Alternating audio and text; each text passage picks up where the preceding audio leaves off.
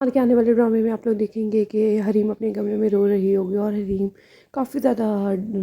سہمی ہوئی ہوگی اور اپنے کمرے میں بیٹھی ہوئی ہوگی اور گم سم بالکل روئی جا رہی ہوگی، جس پر ایک دم فیضی آ جائے گا اور فیضی کہے گا حریم کیا ہوا ہے، تم اس حالت میں کیوں بیٹھی ہے اور تمہیں اتنا زیادہ کیوں رو رہی ہو، جس پر حریم کچھ نہیں کہے گا، حریم کہے گی کچھ نہیں ہوا مجھے، جس پر فیضی کہے گا کچھ تو ہوا ہے پلیز مجھے بتاؤ، تم مجھے نہیں بتاؤ گی تو اور کسے بتاؤ گے، جس پر حریم یہ کہتی ہے کہ آج آپ کی ماما میرے گھر گئی تھی اور انہوں نے میرے پاپا کو بہت زیادہ باتیں سنائی ہیں، جس پر فیضی اپنی ماما کے پاس آئے گا اور کہے گا مجھے آپ سے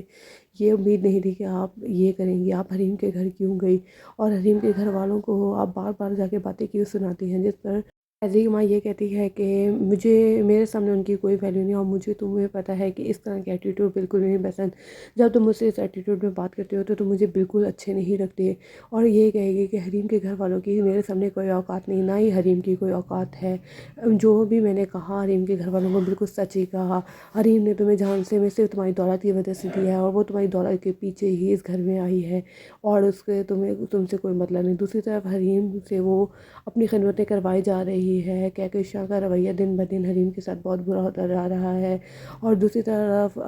فیضی اپنے بھائی سے کہتا ہے کہ بھائی آپ ہر مشکل وقت میں میرا ساتھ دیں گے، جس پر فیضی کا بھائی یہ کہتا ہے کہ تم بے فکر ہو جاؤ، جب بھی تم پر کوئی مشکل آ گئی تو میں تمہارا ساتھ ضرور دوں گا۔ ایسے مزید ڈرامہ ریویوز کے لیے ہمارے چینل کو سبسکرائب کر